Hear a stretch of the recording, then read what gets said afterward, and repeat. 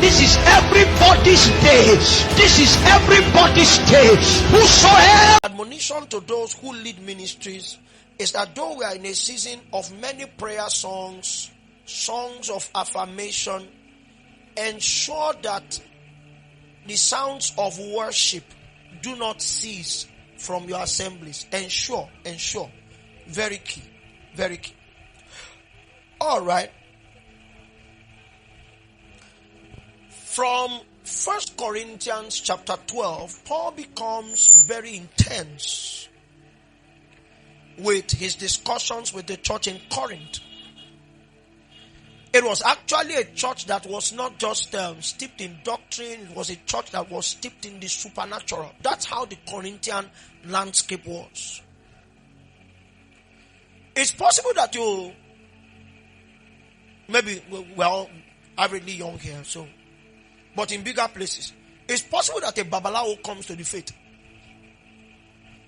Meanwhile, let me share that vision that I saw into this morning.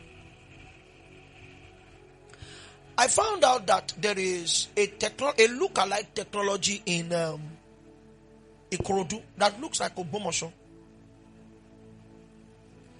There is an anti-God system in Ogbomoso that is maintained by the strength of the moon. And so that anti-God system has foot soldiers who are called lunatics. That's what you call madmen. These madmen, after many years of observation and colliding with the system, have found out that the madman can pass beside you, can even enter into the eatery that you enter into and buy rice. And no Ogbomoso, you know that if a madman wants to buy bread, they will sell bread to the madman. They collect money and give the person bread. They are like part of the ecosystem. But once the moon shows up, a very gentle madman acquires load, sticks, all of that. They can start chasing you. The moon is what sponsors that economy. That's why they are called lunatics.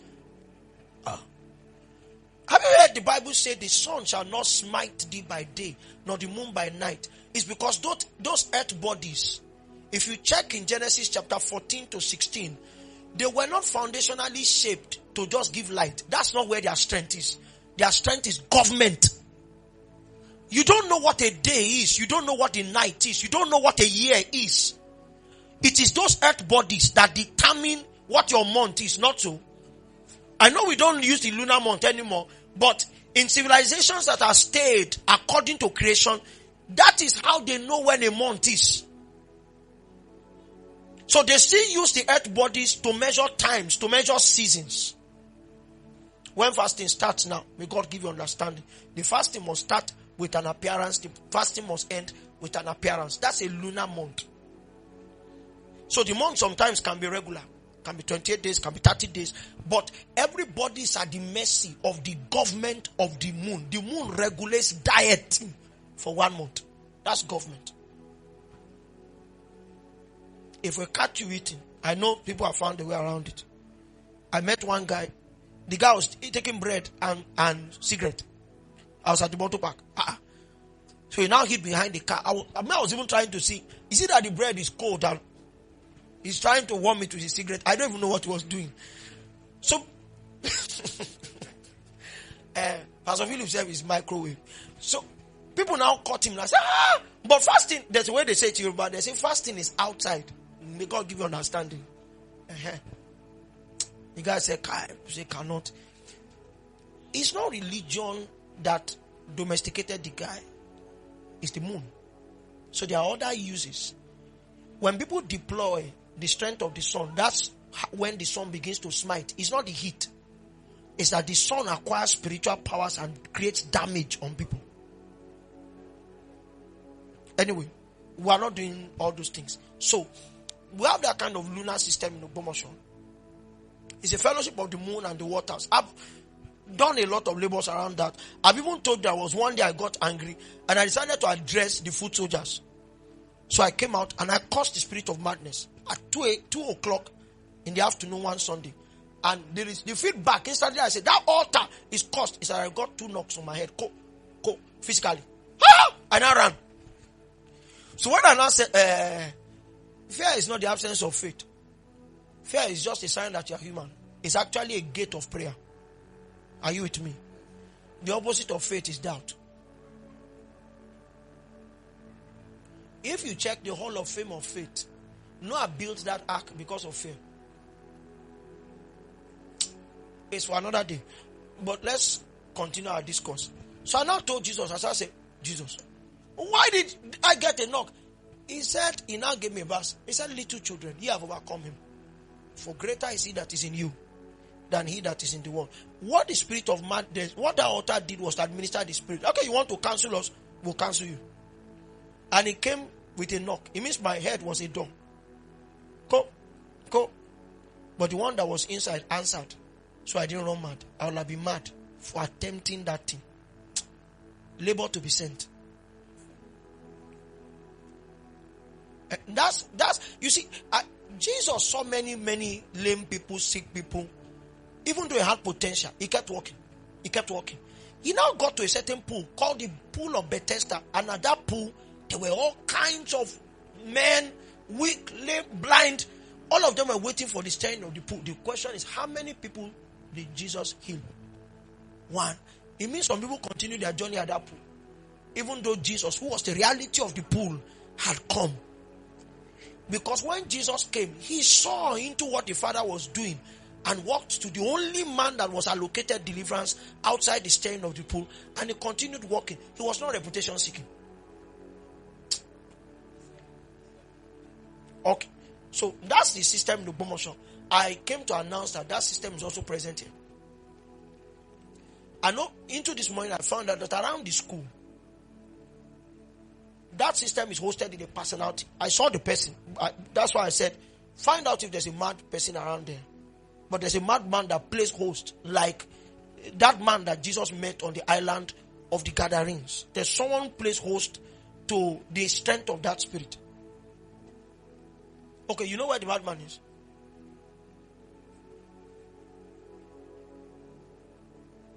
Okay, you don't even know. Pray go that place. Mona no go cause utter madness. Now, is she with you? Okay, so let the sisters watch her. The hand of the Lord is on her. So, but you know what to do. Now, I also saw that in the spirit, your territory is represented by a feminine figure. I don't know about that. I was just telling Prince this morning that I think I saw a female statue somewhere, but I don't even know where. Where? Okay, is this Sabo? Is Sabo the same place as Garage? Okay. The feminine figure that I saw, maybe you can check on Google who she is. The feminine figure is not tall, but it's very light. Okay, still statues. Okay, so just research who they are, but one that represents the territory is light, but it's not tall. What I saw in it was not even a vision, because when I woke up, the thing was still, it was like I just took recess, like you do have time. Then you now sleep again, the thing now started again. I think that madman sensed my threat level and began to attack me, but was attacking me because he thought that I was protecting the feminine figure. So it was plenty fight too. Plenty fight. The guy even shot me with a gun. I mean the madman. He was carrying a gun, like a ding gun. But a short ding gun. You know, you can cut a ding gun, cut a barrel. If you want it to have more focus, you cut it short. So he shot me with a ding gun. As the bullet was coming, I took it with my left hand and it didn't have any effect. So the guy now took sticks and all of that and started pursuing me. That's how I spent my night. So we now journeyed together. Now we now took the fight to a mountain. And I was asking you, are there mountains in Ikorodu?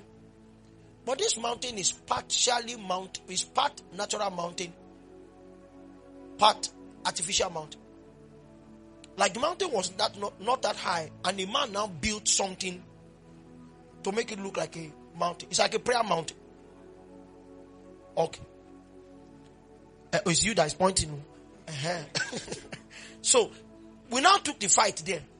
And as we're fighting, the artificial part of the mountain now opened. So we now saw underneath it. This is why this place is potent. But it's for another day. I came to preach, I didn't come to fight.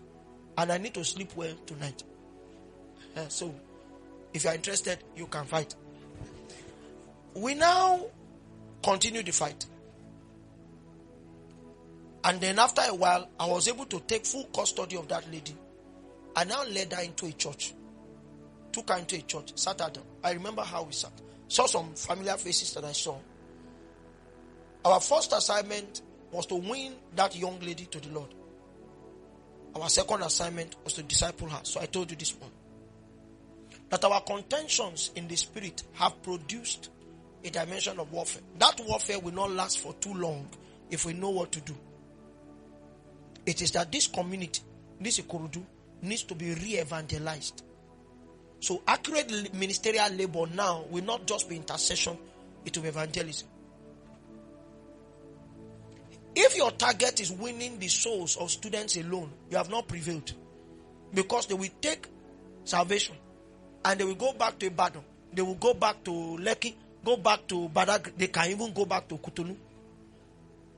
The indigenes have to be disciples, have to be saved and churched.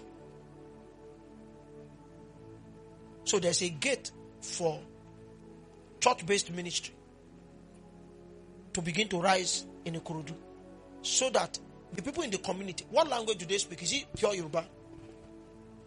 Okay, they don't have their own language. Okay, but they speak. So is this place in Ogun State? Ikorodu is in Ogun State. Okay, there's Ogun, there's Lagos. Okay, where the road is good is Lagos. Okay, the Ogun side is where the road is not good. Okay, Ogijo side is Ogun State. Okay, so people need to be churched in the community. So our prayers will be to pray them to be saved, and then we go out to get them saved, and then we pray them to be established, and then many of us will need to pay the price in our individual churches for accurate discipline. And like I used to tell him, a discipler does not teach haphazardly. A disciple operates in the teaching ministry. This is not what I wanted to do, but I'll get to my teaching. Don't worry, I'll finish. I'll just spend 40 minutes on my teaching. A discipler teaches with what you call a mother's mantle. And if you don't know what it is, just think about how a mother feeds a baby. My baby now drinks only breast milk. Eba is food. Eba is not poison for a baby. It's just that the intestinal makeup is not matured enough. So, when we disciple people, we don't start with priesthood. It will choke them. He has not built a private prayer life. Now you want him to embrace a territory. It's tantamount to wickedness. If you feed a baby with fufu, and anything happens to the baby, you should not be guilty of manslaughter. You should be guilty of murder.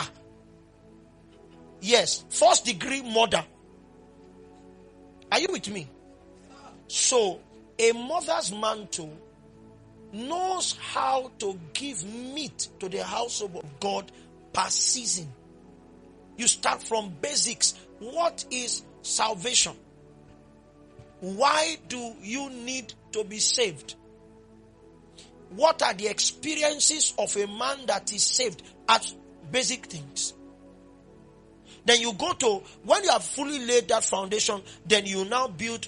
Foundation is also into faith towards God. Then you now begin to build on those foundational teachings. Let them master it.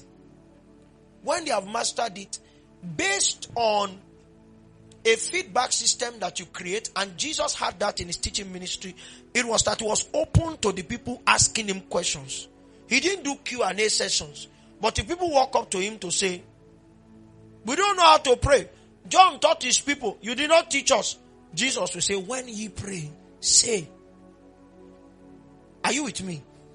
When you have finished foundational teachings, one of the ways to know what to go to is that you give them room for interactions. Their questions will teach you. that your last 3 years was a waste. He came from an idol. When he wants to send his son to school, you have taught him faith towards God, and he doesn't have money. He will carry oil again and pour on the idol. And then you now say, you are not saved. You say, I'm saved though. It's just that this idol used to provide money. It means he has not mastered how to get his needs met. So you will take that class again. You take that class again. I don't even suggest manuals. Except the manual is an organic one. The average manual is a classroom book. So you read 3 pages. You now say, gift of the Spirit. It's a word of knowledge. You can read English comprehension. You see manuals like that. Now, I've done my research around discipleship. There are discipleship manuals like that. So you say, this chapter is fruit of the Spirit. They teach you everything. Then I say, mention the fruit of the Spirit. So the guy just goes to copy love, joy, peace, patience. And then they mark him, say, he knows fruit of the Spirit. No, he doesn't know it. He doesn't know it. Spiritual knowledge is not cerebral. It's experiential.